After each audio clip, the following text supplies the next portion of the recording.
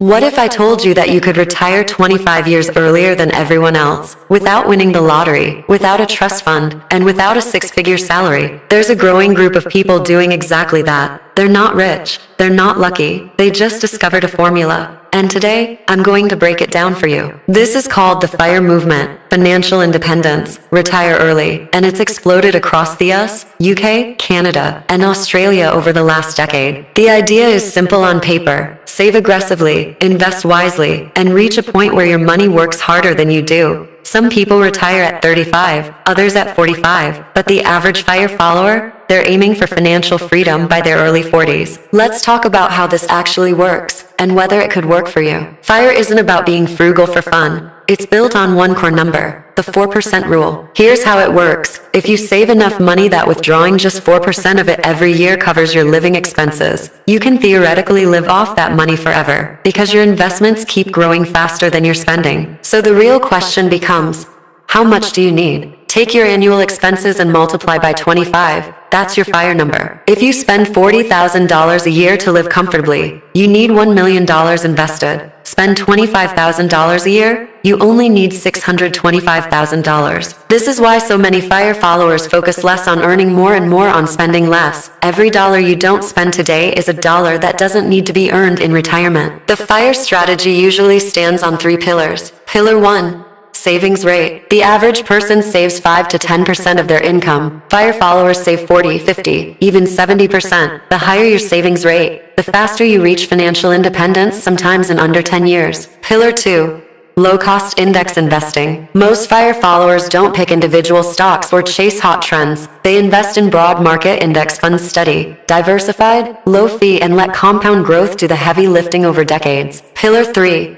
Intentional spending. This isn't about deprivation. It's about cutting spending on things that don't add value, and keeping spending on things that do. Some FIRE followers still travel, still eat out. They just cut the expenses that don't actually make them happier. Not everyone chasing FIRE wants the same lifestyle. There are actually several versions. Lean FIRE, living on a smaller nest egg. Minimalist lifestyle, lower expenses. Fat FIRE, a bigger number, but a more comfortable, less restrictive retirement. Barista FIRE, you leave your full-time job, but keep part-time or freelance work to cover some expenses while your investments cover the rest. Coast FIRE, you stop actively saving once you've invested enough that compound growth alone will get you to full retirement by a traditional age, even if you keep spending normally in the meantime. The point is, FIRE isn't one size fits all. It's a framework you can bend to your own goals. Now, FIRE isn't perfect, and it's worth being honest about that. Critics point out that it often requires a high income to begin with. Someone earning minimum wage in a high cost of living city has a much harder path than someone earning 6 figures. There's also the risk of underestimating future expenses, healthcare costs, inflation, market downturns, or simply life throwing in unexpected costs like having kids or supporting aging parents. And some people find that early retirement isn't what they expected. Without work, some FIRE retirees say they lost a sense of purpose, which is why many shift toward financial independence, not necessarily full retirement. If this sounds appealing, here's how people typically begin. Step 1. Calculate your current savings rate. Just knowing this number is often the biggest wake-up call. Step 2. Track your expenses for 1 month. No exceptions.